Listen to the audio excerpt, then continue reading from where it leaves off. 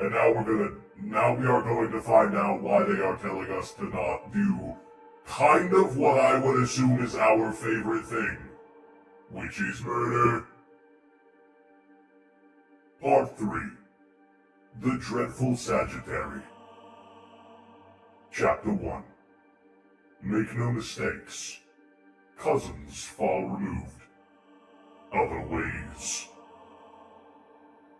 As an unexpected sequel to the War on Murder, they became the guests of the Interrex, and right from the start of their sojourn, voices had begun to call for war. Eidolon was one, and a vociferous one at that, but Eidolon was out of favor and easy to dismiss. Malagurst was another, and so too were Ceterae, and Targost, and Goshen, and Ralderon of the Blood Angels. Such men were not so easy to ignore. Sanguinius kept his counsel, waiting for the War Master's decision, understanding that Horus needed his brother Primarch's unequivocal support. The argument, best summarized by Malagurst, ran as follows. The people of the Interrex are of our blood, and we descend from common ancestry, so they are lost kin. But they differ from us in fundamental ways, and these are so profound, so inescapable, that they are cause for legitimate war. They contradict absolutely the essential tenets of imperial culture as expressed by the Emperor, and such contradictions cannot be tolerated. For a while, Horus tolerated them well enough. Loken could understand why. The warriors of the Interrex were easy to admire, easy to like. They were gracious and noble, and once the misunderstanding had been explained, utterly without hostility, it took a strange incident for Loken to learn the truth behind the War Master's thinking. It took place during the voyage, the 9-week voyage from Murder to the nearest outpost world of the Interrex. The mingled ships of the expedition and its hangers-on trailing the sleek vessels of the Interrex flotilla. The Morval had come to Horus's private staterooms, and a bitter row had erupted. Abaddon had been swayed by the arguments for war. Both Malagurst and Ceterae had been whispering in his ear. He was convinced enough to face the War Master and not back down. Voices had been raised. Loken had watched in growing amazement as Abaddon and the War Master bellowed at each other. Loken had seen Abaddon wrathful before, in the heat of combat, but never had he seen the commander so ill-tempered.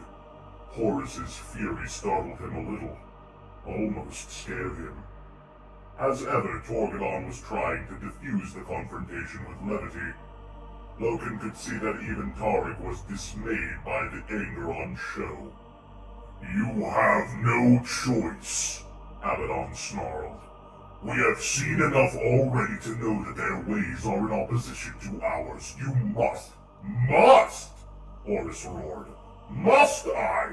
You are Mornival, Abaddon. You advise and you counsel, and that is your place. Do not imagine you can tell me what to do." "I don't have to. There is no choice, and you know what must be done. Get out! You know it in your heart! Get out!"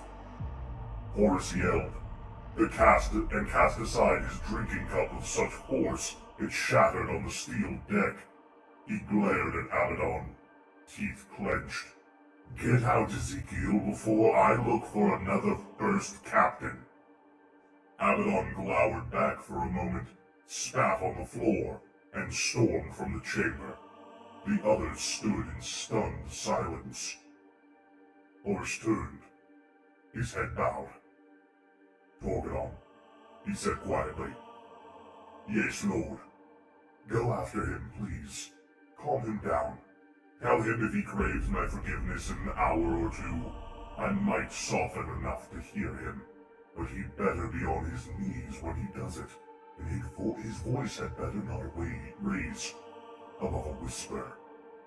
Torgadon bowed and left the chamber immediately. Loken and Aximand glanced at each other, made an awkward salute, and turned to follow him out.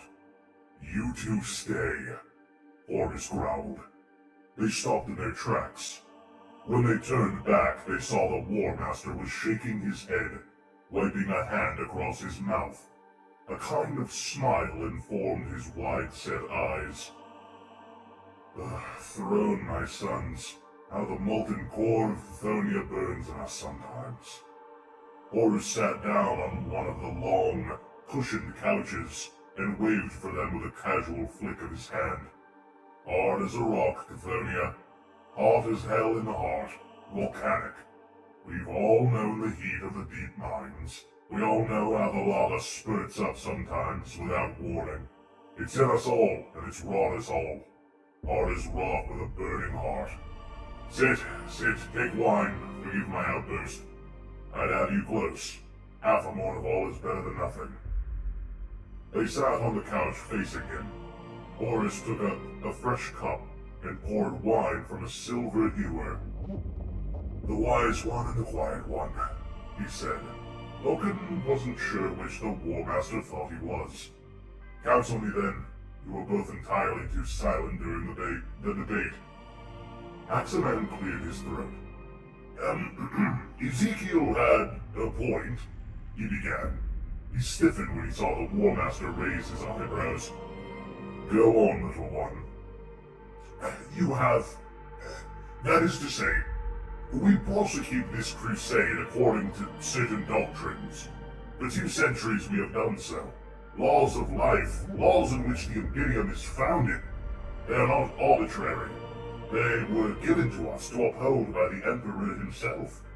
Beloved of all," Horus said.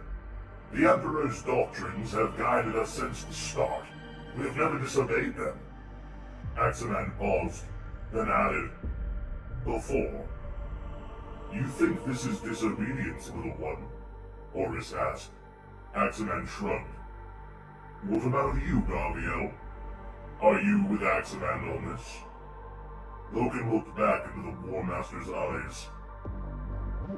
"I know why we ought to make war upon the Interrex, sir," he said. "What interests me is why you think we shouldn't." Horus smiled. At last, a thinking man. He rose to his feet, and carrying his cup carefully, walked across to the right-hand wall of the stateroom, a section of which had been richly decorated with a mural. The painting showed the Emperor, ascendant above all, catching the spinning constellations in his outstretched hand. The stars. See there, how he scoops them up? The zodiacs swirl into his grasp like fireflies. The stars are mankind's birthright. That's what he told me. That's one of the first things he told me when we met. I was like a child then, raised from nothing. He set me at his side and pointed to the heavens. Those points of light, he said, are what we have been waiting generations to master. Imagine, Horus, every one, the human culture, every one, a realm of beauty and magnificence, free from strife, free from war, free from bloodshed and the tyrannous oppression of alien overlords. Make no mistake, he said, they will be ours. Horus slowly traced his fingers across the whirl of painted stars until his hand met the image of the Emperor's hand. He took his touch away and looked back at Aximand Loken. As a foundling on Chthoniya, I saw the stars very infrequently. The sky was so often thick with foundry smoke and ash, that you remember, of course. Yes, said Loken. Little Horus nodded. On those few nights the stars were visible. I wondered at them. Wondered at what they were and what they meant. Little mysterious sparks of light. They had to have some purpose in being there. I wondered what such things every day of my life, until the Emperor came. I was not surprised when he told me how important they were. I'll tell you a thing, said Horus, walking back to them and resuming his seat. The first thing my father gave me was an astrological text. It was a simple thing, a child's primer. I have it here somewhere. He noted my wonder in the stars and wished me to learn and understand. He paused. Loken was always captivated when Horus began to refer to the Emperor as my father. It had happened a few times since Loken had become part of the inner circle, and on every occasion it had led to unguarded revelations.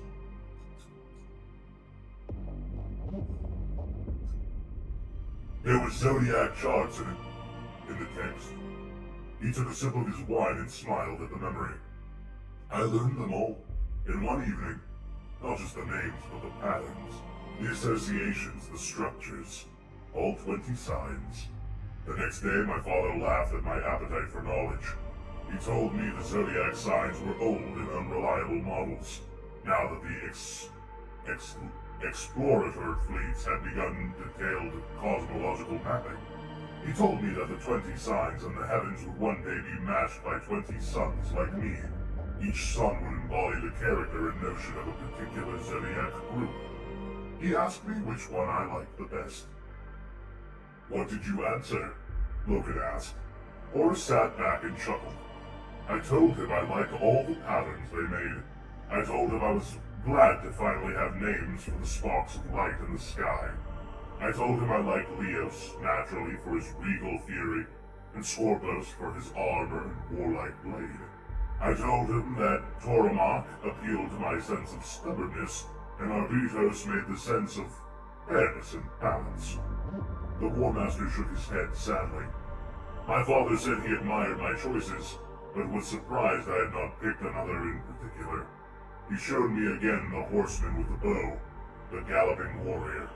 The dreadful Sagittary, he said, most warlike of all. Strong, relentless, unbridled, swift and sure of his mark. In ancient times, he told me, this was the greatest sign of all. The centaur, the horseman, the hunter-warrior had been beloved in the old ages. In Anatolia, in his own childhood, the centaur had been a revered symbol, a rider upon a horse, so he said, armed with a bow, the most potent martial instrument of its age, conquering all before it. Over time, myth had blended horseman and steed into one form, the perfect synthesis of man and war machine. That is what you must learn to be, he told me. That is what you must master. One day, you must command my armies, my instruments of war, as if they were an extension of your own person. Man and horse as one, galloping the heavens, submitting to no foe. Al-Ulanor, he gave me this.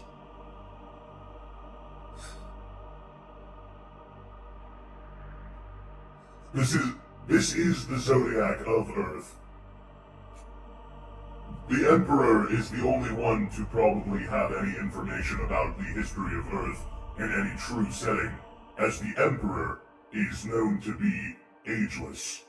He has been alive longer than many could even fathom. Born on Earth in ancient times, he has watched as humanity grew and changed. And so I believe he does have a particular fondness for the Zodiac. Or else why would he name, or rather base, his 20 sons on them?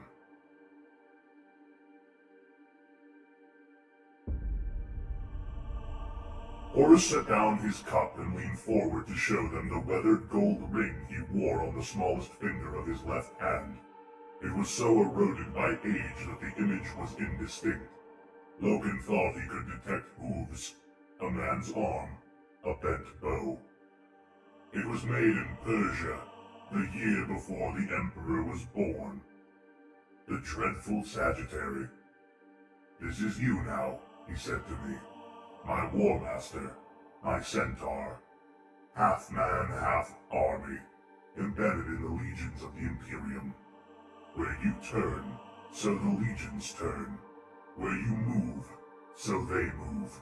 Where you strike, so they strike. Ride on without me, my son, and the armies will ride with you. There was a long silence. So you see, Horus smiled, I am predisposed to like the dreadful Sagittary. Now we meet him face to face. His smile was infectious. Both Loken and Axeman nodded and laughed. Now tell me the real reason, a voice said. They turned. Sanguinius stood in an archway at the far end of the chamber, behind a veil of white silk. He had been listening. The Lord of Angels brushed the silk hanging aside and stepped into the stateroom. The crests of his wings brushed the glossy material. He was dressed in a simple white robe, clasped at the waist with a girdle of gold links. He was eating fruit from a bowl. Loken and Axeman stood up quickly. Sit down, Sanguinius said. My brother's in the mood to open his heart. You had better hear the truth. I don't believe, Horus began. Sanguinius scooped one of the small, red fruits from his bowl and threw it at Horus. Tell them the rest. Horus caught the thrown fruit, gazed at it, and bit into it. He wiped the juice from his chin with the back of his hand and looked across at Loken and Axeman.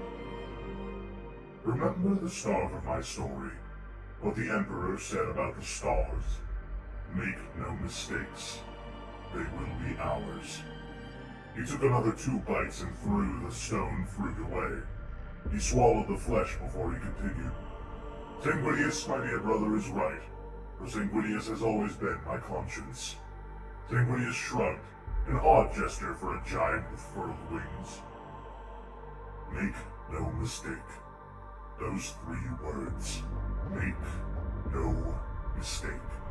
I am War Master by the Emperor's decree. I cannot fail him. I cannot make mistakes. Sir, Axeman ventured.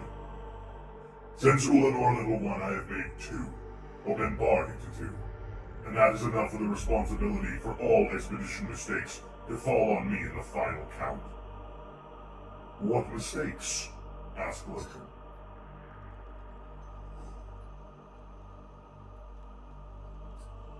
Mistakes.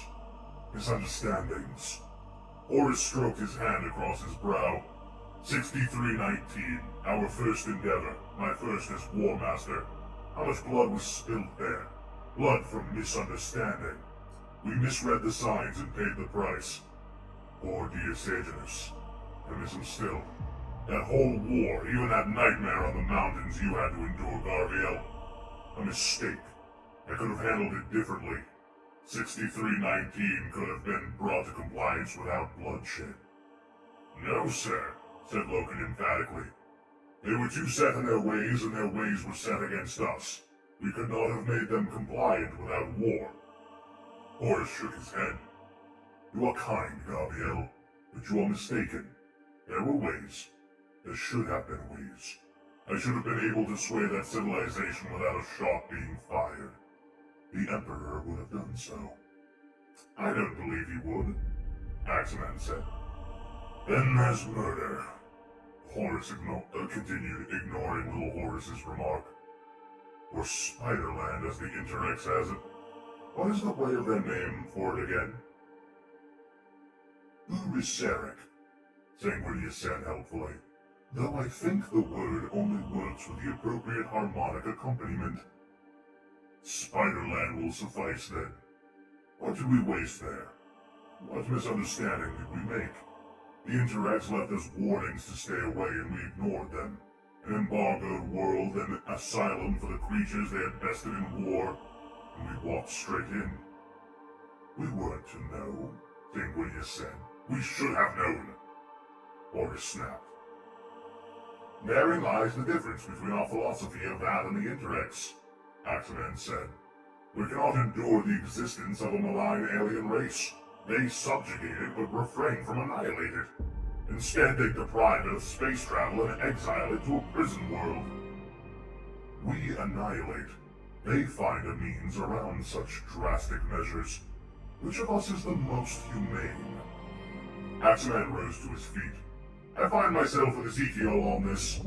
Tolerance is weakness. The Interrex is admirable, but it is forgiving and generous in its dealings with Xenos breeds who deserve no quarter. It has brought them to book and learn to live in sympathy. It has trained the Kindbrak to, and that is the best example I can offer. The Caligandrius. It embraces them as part of its culture. I will not make another rash or premature decision. Horus said, stated flatly. I have made too many, and my war mastery is threatened by my mistakes. I will understand the Interrex and learn from it, and parlay with it, and only then will I decide if it has strayed too far. They are a fine people. Perhaps we can learn from them for a change.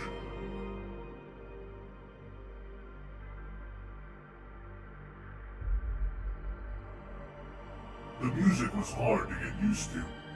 Sometimes it was majestical and loud, especially when the Meterge players struck up, and sometimes it was just a quiet whisper, like a buzz, like tinnitus, but it seldom went away.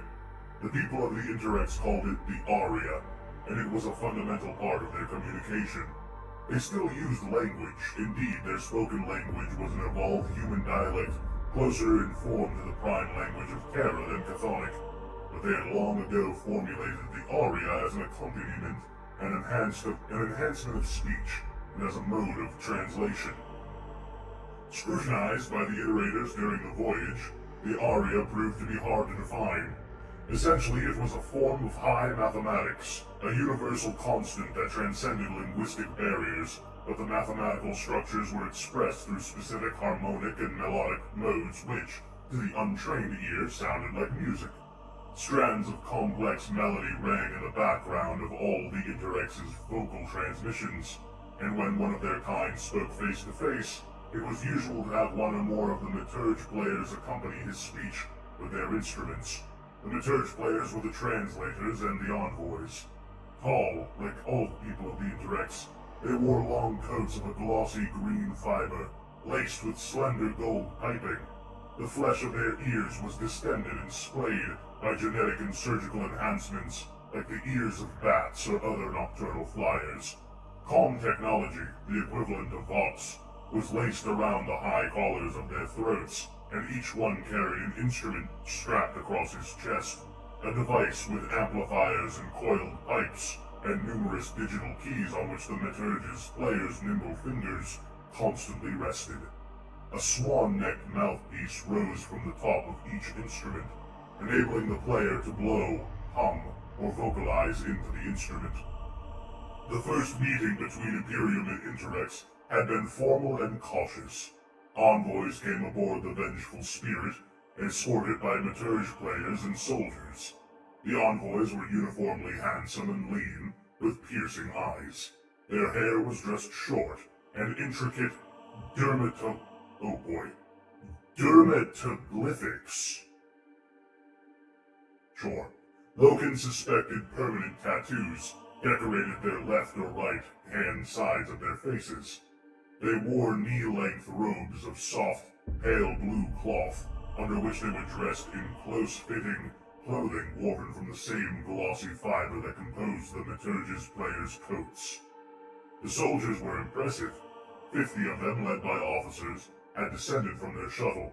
Taller than the envoys, they were clad from crown to toe in metal armor of burnished silver and emerald green, with aposematic chevrons of scarlet. The armor was almost delicate design, and sheathed their bodies tightly. It was in no way as massive or heavy set as the Astartes plate. The soldiers,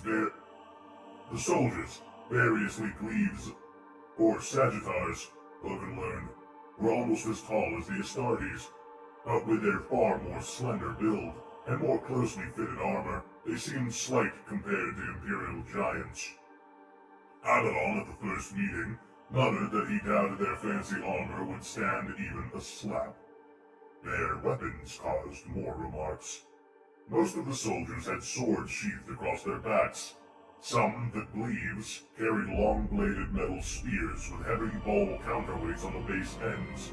The others, the Sagittars, carried recurved bows wrought from some dark metal. The Sagittars had sheaves of long, flightless darts laced to their right thighs. "Those," Oberon whispered. "Really? They stun us with the power and scale of their vessels, and then come aboard carrying bows. They're probably ceremonial, Axeman murmured. The soldier officers wore serrated half-discs across the skulls of their helmets. The visors of their close-fitting helms were all alike, the metal modeled to the lines of brow and cheekbone and nose, with simple oval eye slits that were backlit blue. The mouth and chin area of each visor was built out like a thrusting, pugnacious jaw, containing a communication module. Behind the slender soldiers, as a further escort, came heavier forms, shorter and far more thick-set. These men were similarly armored, though in browns and golds. Logan supposed them to be heavy troops, their bodies gene-bred for bulk and muscle, designed for close combat, but they carried no weapons. There were 20 of them, and they flanked 5 robotic creatures, slender silver quadrupeds of intricate and elegant design, made to resemble the finest Terrastock horses, except that they possessed no heads or necks. Artificials, Horus whispered aside to Malagers. Make sure Master Regulus is observing this via the picked feed. I'll want his notes later. One of the flagship's embarkation decks had been entirely cleared for the ceremonial meeting. Imperial banners had been hung along the vault, and the whole of First Company assembled in full plate as an honor guard. The Astartes formed 2 unwavering blocks of white figures, rigid and still, their front rows a glossy black line of Gesterian Terminators. In the aisle between the 2 formations, Horus stood with the Mournival, Malagers and the other senior officials like Sing Mei. The War Master and his lieutenants wore full armor and cloaks, though Horus's head was bare. They watched the heavy Interrex shuttle move ponderously down the lighted runway of the deck and settle on polished skids. Then hatch ramps on its prow opened, and white metal unfolded like giant origami puzzles, and the envoys and their escorts disembarked. In total, with the soldiers and the Maturge players, there were over 100 of them. They came to a halt, with the envoys in a line at the front and the escort arranged in perfect symmetry behind. 48 hours of intense intership communication had preceded this cautious moment. 48 hours of delicate diplomacy. Horus gave a nod, and the men of First Company chested their weapons and bowed their heads in one loud, unified motion. Horus himself stepped forward and walked alone down the aisle. Space, his cloak billowing behind him. He came face to face with what seemed to be the senior envoy, made the sign of the Aquila, and bowed. I greet you on... The moment he started speaking, the Maturge players began sounding their instruments softly. Horus stopped. Translation form, the envoy said, his words accompanied by Maturge playing. It is disconcerting, Horus smiled. For purposes of clarity and comprehension, the envoy said. We appear to understand each other well enough, Horus smiled. Diplomacy? Never heard of it. Let us fight. You must remember, Rose, that these books, the Horus Rising book in particular, is long before the Empire is at its most violent. If anything, this is on the cusp of greatness for humanity and the Astartes. If only it stayed this way. Diplomacy, learning from others. But the Emperor does not will it to be so, it seems. The envoy nodded curtly. Then I will tell the players to stop. No, said Horus. Let us be natural, if this is your way. Again the envoy nodded. The exchange continued, surrounded by the oddly melodied playing. I greet you on behalf of the Emperor of mankind, beloved by all, and in the name of the Imperium of Terra. On behalf of the Society of the Interrex, I accept your greetings and return them. Thank you, said Horus. Of the first thing, you are from Terra? Yes. From Old Terra. This was also called Earth? Yes. This can be verified? By all means. You know of Terra. An odd expression, like a pang, crossed the envoy's face, and he glanced around at his colleagues. We are from Terra. Ancestrally, genetically, it was our origin world eons ago. If you are truly from Terra, then this is a momentous occasion. For the first time in thousands of years, the Interrex has established contact with its lost cousins. It is our purpose in the stars, Horus said, to find all the lost families of man, cast away so long ago. The envoy bowed. I am Gaiath Shen, Abracarius. I am Horus, Warmaster. The music of the Maturge players made a slight, but noticeably discordant sound as it expressed Warmaster. Shen frowned. Warmaster? He repeated. The rank given to me personally by the Emperor of Mankind, so that I may act as his most senior lieutenant. It is a most robust title. Bellicose. Is your fleet a military undertaking? It has military component. Space is too dangerous for us to roam unharmed, but from the look of your fine soldiers, Abracarius, so does yours. Shen pursed his lips. You laid assault to Uriaseric with great aggression and vehemence, and in disregard to the advisory beacons we had positioned in the system. It would appear your military component is a considerable one. We will discuss this in detail later, Abracarius. If an apology needs to be made, you will hear it directly from me. First, let me welcome you in peace. Horus turned and made a signal. The entire company of Astartes and the plated officers locked off their weapons and removed their helms. Faces. Human faces. Row after row. Openness. Not hostility. Shen and the other envoys bowed, and made a signal of their own, a signal supported by a musical sequence. The warriors of the Interrex removed their visors, displaying clean, hard-eyed faces. Except for the squat figures, the heavy troops with brown and gold. When their helmets came off, they revealed faces that weren't human at all. They were called the Kinabrak, an advanced, mature species. They had been an interstellar culture for over 15,000 years. They had already founded a strong multi-world civilization in the local region of space before Terra had entered its first age of technology. An era when humanity was only just feeling its way beyond the solar system in sublight vehicles. By the time the Interrex encountered them, their culture was aging and fading. A territorial war developed after initial contact and lasted for a century. Despite the Kinabrak's superior technology, the humans of the Interrex were victorious. But in victory, they did not annihilate the aliens. Rapprochement was achieved, thanks in part to the Interrex's willingness to develop the Aria to facilitate a more profound level of interspecies communication. Faced with options, including further warfare and exile, the Kinabrak elected to become client citizens of the expanding Interrex. It suited them to place their tired, flagging destiny in the charge of the vigorous and progressive humans.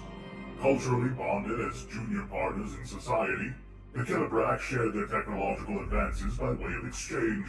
For 3,000 years, the Interrex humans had successfully coexisted with the Kinabrak. Conflict with the Kinabrak was our first significant alien war, Diath Shen explained. He was seated with the other envoys in the War Master's audience chamber. The Mournival was present, and Maturge players lined the walls, gently accompanying the talks. It taught us a great deal. It taught us about our place in the cosmos, and certain values of compassion, understanding, and empathy. The Aria developed directly from it, as a tool for use in further dealings with non-human parties. The war made us realize that our very humanity, or at least our trenchant dependence on human traits, such as language, was an obstacle to mature relations with other species. No matter how sophisticated the means, Abracarius, Abaddon said, sometimes communication is not enough. In our experience, most Xenos types are willfully hostile. Communication and bargaining is not always an option. The first captain, like many present, was uncomfortable.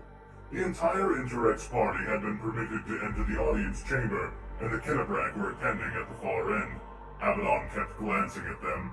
They were hefty, simian things with eyes so oddly sunken beneath big brow ridges that they were just sparks and shadows.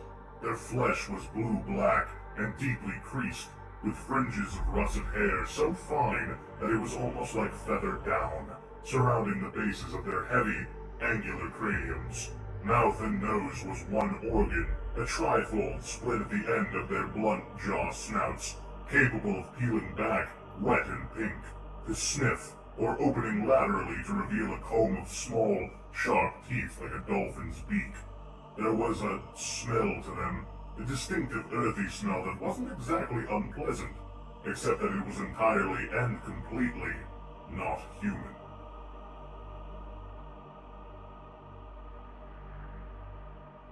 This is where we find ourselves, Shen agreed, though it would seem less frequently for you. Sometimes we have encountered a species that has no wish to exchange with us, that approaches us with predatory or invasive intent. Sometimes conflict truly is the only option, such as the case with the... What did you say you called them again? Megarachnid, Horus smiled. Shen nodded and smiled. I see how that word is formed from the old roots. The Megarachnid were highly advanced, but not sentient in a way we could understand. They existed only to reproduce and develop territory. When we first met them, they infested 8 systems along the Shardial edge of our provinces, and threatened to invade and choke 2 of our populated worlds. We went to war to safeguard our own interests. In the end, we were victorious, but there was still no opportunity for rapprochement or peace terms.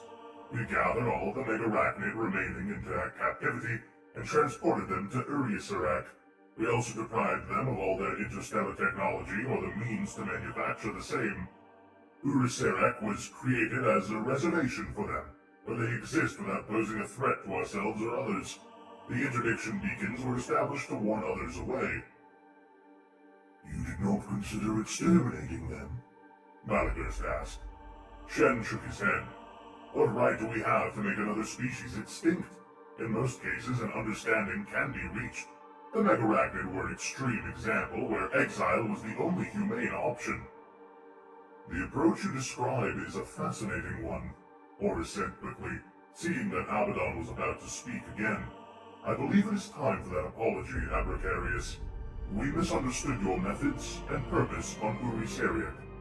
We violated your reservation. The Imperium apologizes for its transgression. So ends Chapter 1 of Part 3 of Horus Rising. Thank you everyone so much, as always, for joining me on our Friday morning readings. It is always a delight for me to get to see so many willing to learn about our history of the Empire. It is fascinating to me to see that Horus is so interested in a peaceful solution to a Xenos problem. My understanding of the Horus Heresy is Horus wanted to vie for power and took it.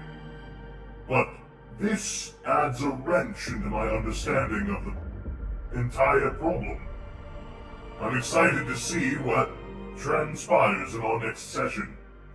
If you will excuse me, I shall go and polish my armor for another week until such a reading can begin again. Thank you, everyone. Chapter Member Devin Wavio, remember to celebrate your birth ahead of an enemy for each year of life. And as always, thank you for listening.